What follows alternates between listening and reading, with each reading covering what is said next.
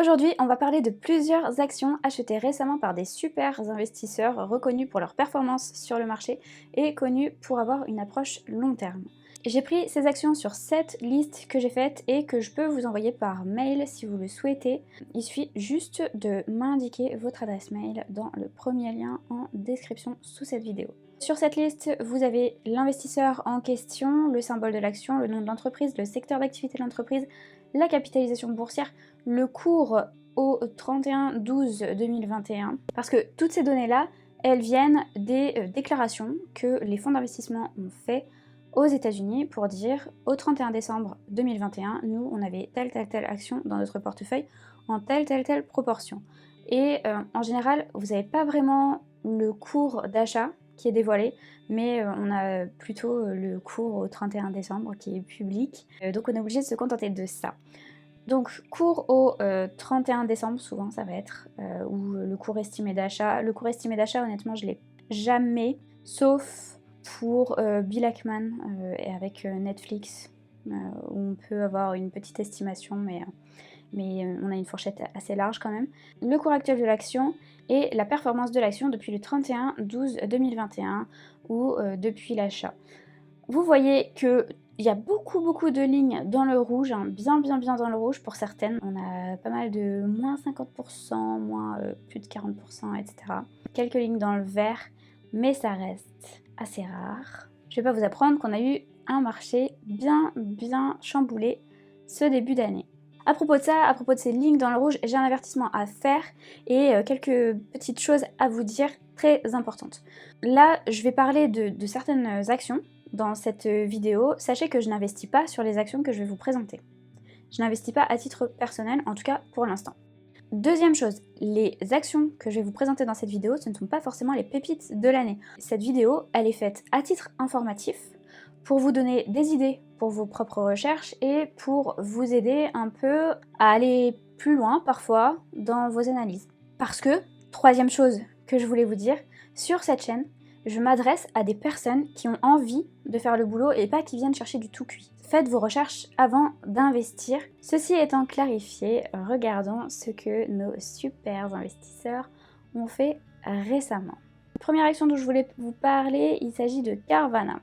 Carvana, c'est une nouvelle position dans le portefeuille de Robert Vinal, qui gère RV Capital, qui est un fonds suisse. Carvana représente donc presque 8% du portefeuille de RV Capital. Vous voyez ici. J'aurais pu aussi vous parler de l'action Trupanion, mais la position est beaucoup plus faible, 0,4% du portefeuille. Donc on va plutôt parler de Carvana, d'autant plus que cette action est assez intéressante puisqu'elle est très controversée. Carvana, c'est une entreprise qui est dans le secteur de l'automobile d'occasion. C'est une entreprise qui a été surnommée le Amazon de la voiture d'occasion. Vous pouvez acheter sur le site de Carvana une voiture d'occasion très facilement, très rapidement. Et Carvana a même des distributeurs de voitures dans lesquels vous pouvez venir chercher votre petite acquisition. Et c'est d'ailleurs ce système-là qui a fait beaucoup parler de Carvana. Donc la mission de l'entreprise, c'est changer la façon dont les personnes achètent des voitures. Il y a une croissance formidable sur tous les plans. Je ne vais pas trop détailler dans cette vidéo parce que sinon on va avoir une vidéo très longue. Donc on nous dit qu'on a une super expérience client, vous pouvez acheter en 10 minutes votre voiture à partir du moment où vous l'avez choisie. Il y a une super sélection, vous avez le choix parmi 55 000 véhicules sur le site et vous avez accès à des prix formidables comparés à tous les acteurs professionnels qui vendent des véhicules d'occasion. Je vous montre le cours historique. Carvana est entré en bourse en 2017. On voit que c'est une action qui a décollé surtout en 2020-2021 et qui a bien chuté depuis la deuxième moitié de l'année dernière. Et je vous montre ici quelques chiffres avec une croissance qui a été très dynamique en 2018-2019, même 2020 et 2021. Et là, on a un ralentissement avec une croissance à prévoir d'à peu près 30% par an cette année et dans les prochaines années. Pour l'instant, c'est une entreprise qui perd de l'argent. Ça devrait ne plus être le cas dans les années à venir. on a des marges brutes assez faibles, ce qui est, j'imagine, assez courant dans ce domaine-là. Pareil, on va pas faire une analyse très précise des chiffres. Alors, Robinal, je ne vous ai pas précisé, son fonds RV Capital, d'après les données que j'avais trouvées, a eu une performance de 2008 à 2021 d'environ 19,8% en moyenne par an. Donc c'est un investisseur qui, historiquement, a largement fait mieux que le marché. On peut s'étonner qu'il soit aussi positif sur cette action, sur cette entreprise, parce qu'il y a vraiment débat sur cette entreprise-là. Il y a des fans absolus et il y a des détracteurs qui sont très violents dans leurs attaques sur l'entreprise, et je pense à juste titre.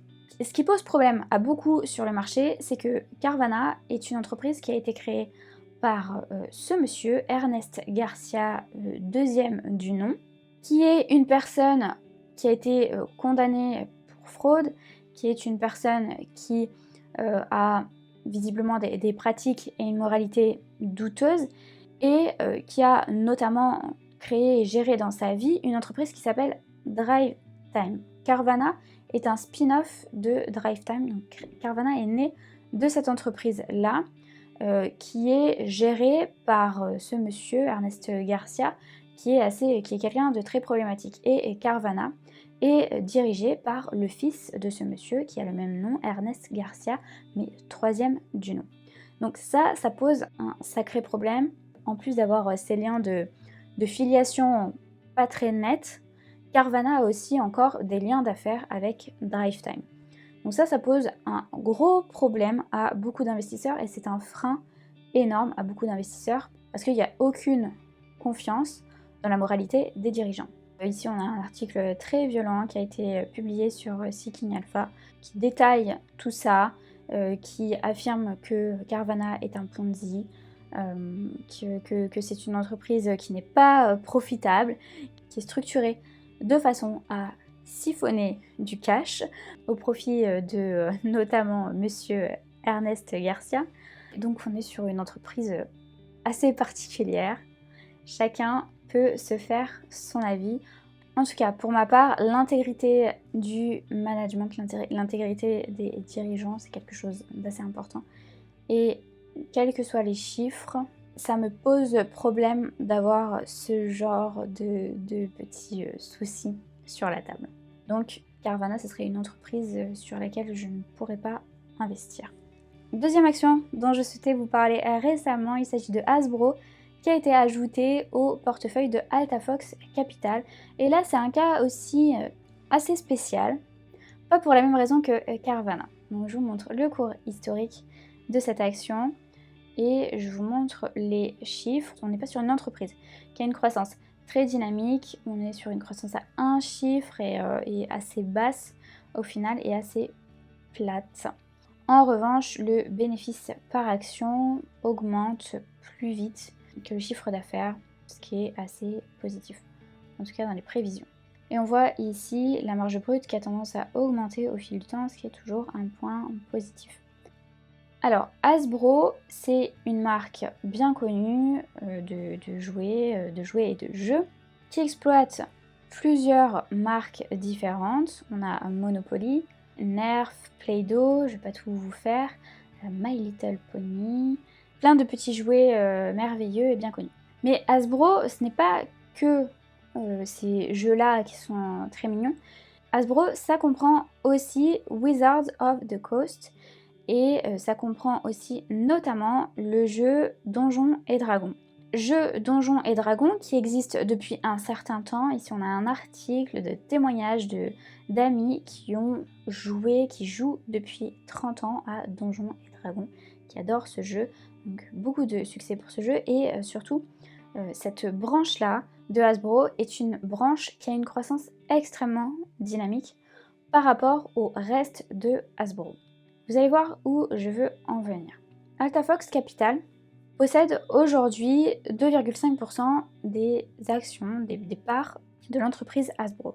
Et Altafox Capital, son but n'est pas de rester un investisseur passif qui va attendre que ça se passe. Non, pas du tout. Altafox a adopté une position d'activiste sur cette entreprise-là.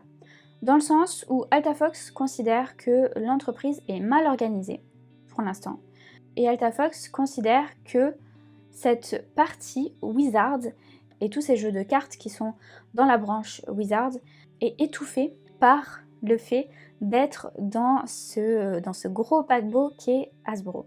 Ce qu'ils proposent, ce que Altafox propose et ce que Altafox cherche à faire en prenant une part du capital assez significative, c'est d'imposer à Hasbro sa vision des choses. Pour Altafox Capital, la meilleure chose à faire pour Hasbro, ça serait de rendre indépendante la branche Wizard. Et alors, ils ont fait tout un site pour expliquer la situation, ce qui pose problème aujourd'hui chez Hasbro et pourquoi ils proposent cette séparation entre Hasbro et Wizard. Et ils font plusieurs propositions. Ils ont fait toute une présentation, vous voyez, sur 100 pages pour expliquer leur thèse. Et selon eux, si Hasbro suit leurs recommandations, l'entreprise pourrait valoir beaucoup plus qu'aujourd'hui, 2 fois plus qu'aujourd'hui, d'ici 2024, donc d'ici 2 ans. C'est un pari, là, Altafox Capital fait le pari que Hasbro va suivre leurs recommandations. Pour ma part, ce type d'investissement n'est pas le type d'investissement que je cherche à faire. Certains apprécient particulièrement cette façon d'investir. De mon côté, je cherche surtout des entreprises qui sont déjà de qualité maintenant et qui vont continuer sur leur belle lancée. Je n'ai pas une approche aussi risquée de l'investissement, mais c'est une approche qui peut parfaitement bien payer. Altafox Capital, je n'ai pas précisé, c'est un fonds qui a été créé en 2018, en avril 2018. C'est un fonds assez jeune et qui depuis sa création a une performance annuelle moyenne de 71,11% si on prend le retour brut et si on prend la performance nette de frais, on est à 53,38% par an en moyenne, contre 19,7% pour le S&P 500. Ensuite, un cas un peu plus classique, il s'agit de Netflix. L'action Netflix qui a bien dégringolé aussi en début d'année. Et on voit ici les prévisions de croissance qui ralentissent bien, ce qui ne plaît pas trop au marché. Le bénéfice par action devrait augmenter plus vite que le chiffre d'affaires, sauf cette année en 2022. Et on a ici les marges brutes, etc. Alors, Netflix, c'est une action qui a été achetée récemment en masse par un investisseur qui s'appelle Bill Ackman, qui est très connu aux États-Unis pour avoir une approche très agressive, aussi bien en pariant à la hausse qu'en pariant à la baisse sur certaines actions. Bill Ackman a un fonds qui s'appelle Pershing Square Capital Management et il a envoyé récemment, le 26 janvier, à ses investisseurs une lettre pour leur expliquer que dans les jours précédents, le fonds a décidé d'acquérir 3,1 millions d'actions Netflix, ce qui fait de Pershing Square un des plus gros investisseurs dans l'entreprise, un investisseur qui est dans le top 20. Cette acquisition pour lui est justifiée parce que le prix est très attractif. Et il liste plusieurs raisons qui expliquent que pour lui, Netflix est une entreprise de qualité. On a le fait que Netflix ait des revenus récurrents, ce qui lui permet d'avoir un potentiel de croissance élevé dans le futur. On a une équipe de management de qualité, on a une belle culture d'entreprise, des économies d'échelle, un pricing power, donc le pouvoir de fixer ses prix.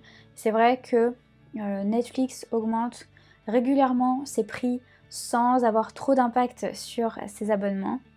La marge qui augmente, etc., et le free cash flow qui s'améliore, etc. Dans cette lettre en particulier, Bill Ackman nous dit 2 choses très intéressantes. Il nous dit premièrement que Pershing Square a commencé à analyser Netflix il y a un certain temps, au moment où Pershing Square a investi sur Universal Music Group. Donc Bill Ackman nous dit on était préparé lorsque le cours de l'action a fortement chuté vendredi dernier. Et vendredi dernier, ça correspond en fait au 21 janvier 2022. Vous voyez, il y a eu une belle chute du titre sur une journée. Il y a eu plus de 20% de baisse sur le titre en une journée. Et c'est à ce moment-là que Pershing Square a commencé à se positionner. Ça, c'est une chose importante, c'est l'idée d'avoir une liste d'entreprises qui nous intéressent. Et la seule chose que vous attendez en fait pour acheter, c'est le prix. C'est d'avoir le bon prix. Et au moment où le bon prix arrive, vous êtes prêt, réactif tout de suite à acheter. Donc ça, c'est un premier point, c'est d'être préparé, de ne pas faire les choses au hasard. Et ensuite, à la fin de sa lettre, Bill Ackman nous dit quelque chose de tout aussi intéressant, c'est que donc ils sont très contents d'ajouter Netflix à leur portefeuille. Il nous dit que historiquement, beaucoup des meilleurs investissements de Pershing Square sont nés d'une situation dans laquelle des investisseurs qui avaient un horizon court terme se sont séparés d'entreprises de qualité et ont fait chuter le cours jusqu'à ce que le cours atteigne une valorisation extrêmement attractive pour des investisseurs comme Pershing Square, comme Bill Ackman, qui peuvent parfois, souvent, avoir un horizon long terme.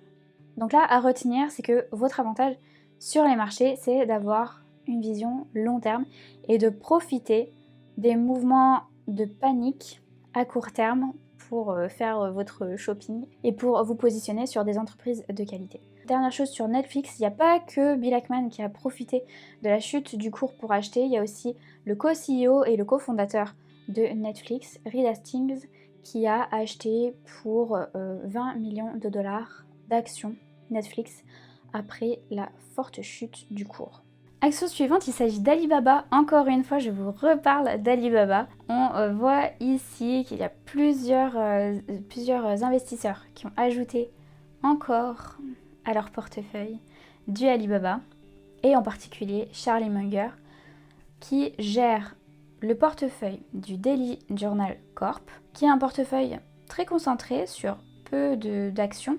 Charlie Munger a commencé à investir sur Alibaba en début d'année dernière et encore récemment, il a ajouté près de 100% à sa position sur Alibaba. Donc il a doublé la position qui représente maintenant plus de 27% du portefeuille du Daily Journal Corp, ce qui est énorme. Et il a répondu il y a quelques jours à des questions sur le sujet.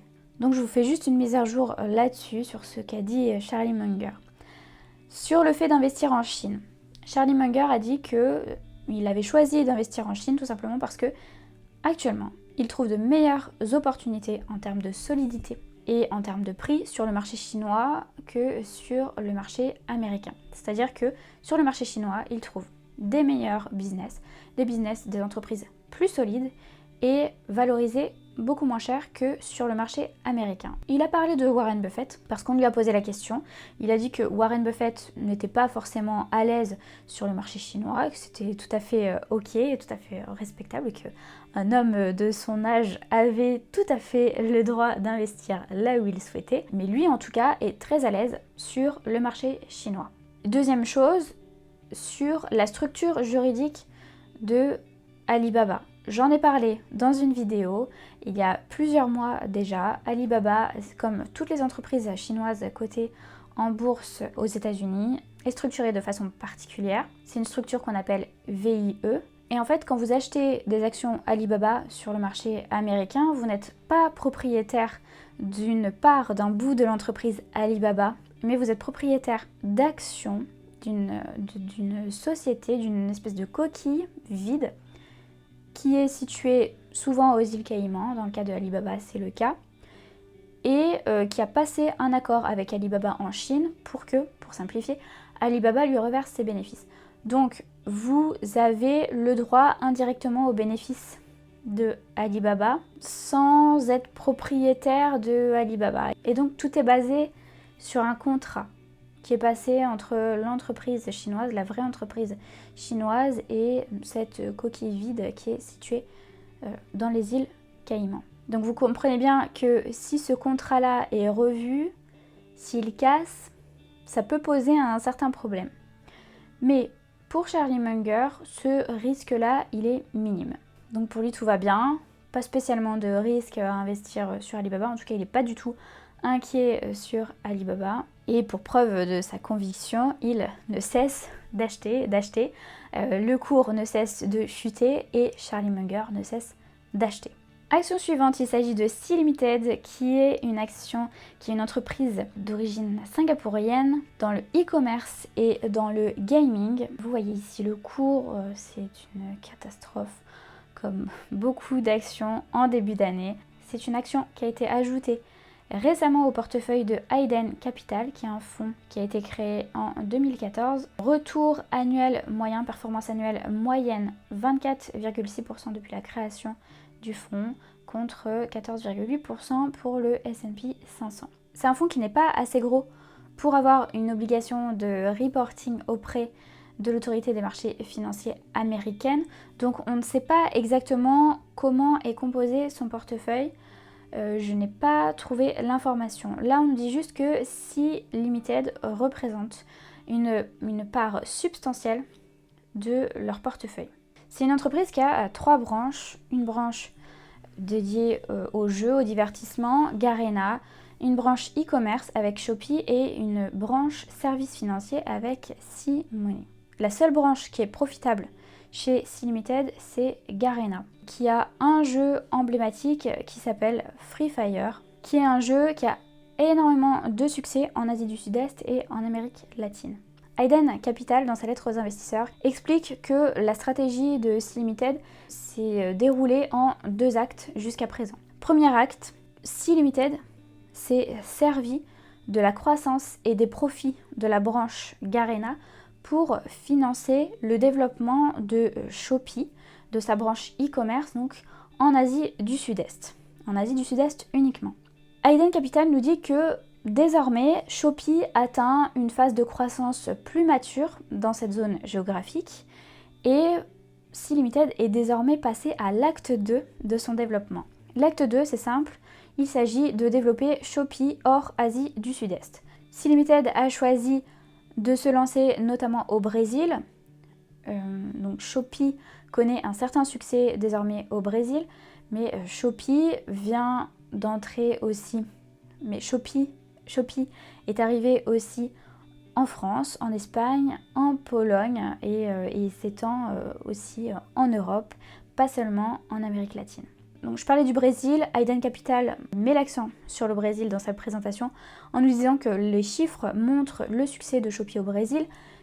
Dans les 6 derniers mois, ça a été la première application téléchargée sur le Google Play Store et les utilisateurs passent 2 fois plus de temps sur l'application Shopee que sur celle de Mercado Libre, qui est le gros acteur du e-commerce en Amérique latine. Mais on a quand même une inquiétude des investisseurs, dans le sens où certains se demandent si cette croissance va durer et certains aussi se demandent quand est-ce que les profits vont arriver sur cette branche e-commerce, parce que pour l'instant elle est sous perfusion et elle est dépendante du succès de la branche gaming. Et sur cette branche gaming, il y a eu un problème récemment. L'Inde, qui est un très gros marché pour Garena, a décidé de bannir Free Fire en invoquant des problèmes, une menace à la sécurité nationale. L'application Free Fire a même été retirée de Google Play Store et de l'App Store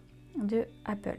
On nous dit ici que l'Inde est l'un des plus gros marchés pour Free Fire et que le pays représente 40 millions des 75 millions d'utilisateurs actifs mensuels sur Free Fire, donc c'est une grosse menace pour les revenus futurs de la branche Garena. Je vous montre ici les estimations de croissance. Par le passé, c'est une entreprise qui a eu une croissance extrêmement rapide, extrêmement dynamique et qui devrait aujourd'hui maintenant ralentir dans les années à venir, en tout cas selon les prévisions. Et on voit ici que c'est encore une entreprise qui perd de l'argent, qui a un bénéfice par action qui est négatif, donc une perte. Et le seul point positif en revanche, c'est le free cash flow qui est positif, qui ne devrait pas l'être en revanche en 2022.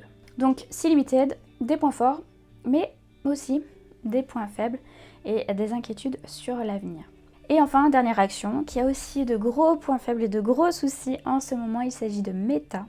Meta, anciennement Facebook, qui a été ajouté, qui était déjà dans le portefeuille de Lilou qui gère Himalaya Capital Management, mais Himalaya Capital Management a décidé d'ajouter encore à sa position, d'ajouter 53% d'actions Meta à son portefeuille au 4e trimestre 2021. Lilou, c'est un investisseur très respecté qui gère notamment une partie de la fortune personnelle de Charlie Munger. Meta Platforms, j'en ai parlé en long, en large, en travers dans une vidéo récemment, je vous mets le lien, je vous invite à aller la voir. Je vous montre le cours de l'action, une grosse chute depuis le début de l'année. Meta Platforms trade maintenant à 200 $. On est revenu au niveau pré-pandémie finalement, et avec un price earning ratio qui est juste ridicule de même pas 15 pour une entreprise qui a encore une croissance très dynamique pour sa taille. Sur Meta, en plus de vous dire tout ce que j'ai pu vous dire dans la vidéo que je vous invite à aller voir, il y a eu récemment une interview de Monish Pabrai sur le sujet. Monish Pabrai est un investisseur indien qui est connu pour avoir adopté une approche d'investissement très simple. Il clone, il va chercher ses meilleures idées dans les portefeuilles des plus gros investisseurs et en premier lieu chez Warren Buffett et chez Charlie Munger qui ont été ses premières inspirations. C'est un investisseur qui a eu d'excellentes performances au début des années 2000 jusqu'à 2018 environ, et depuis ça s'est un peu dégradé. Mais depuis les années 2000, il est à 12% environ de performance annuelle moyenne sur ses fonds. Qu'est-ce que Monish Pabrai a dit sur Facebook, sur Meta Platforms récemment?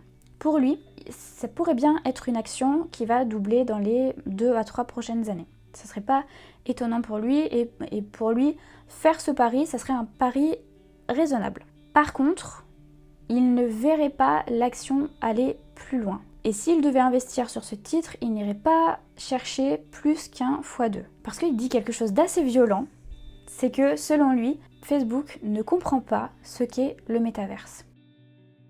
Et pour lui, les vraies innovations viendront de personnes qui vont construire un truc dans leur garage, mais ça ne viendra pas de Meta Platforms en interne.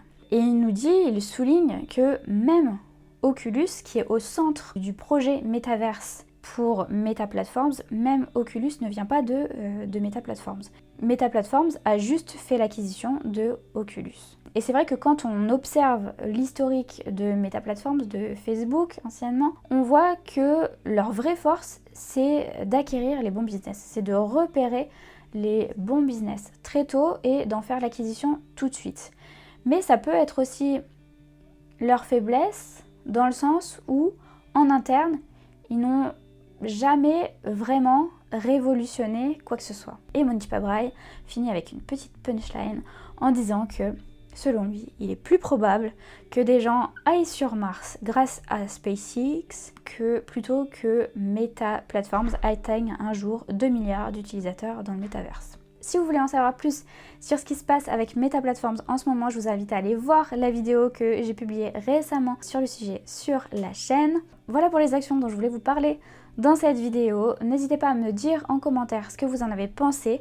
On se retrouve très vite et en attendant, je vous invite encore à aller voir la vidéo sur Meta Platforms. Et je vous rappelle que si vous souhaitez recevoir cette liste d'actions, je sais que ça ne fait pas rêver tout ce rouge, mais si vous voulez quand même recevoir cette liste d'actions, cliquez sur le lien en description et entrez votre adresse mail pour recevoir.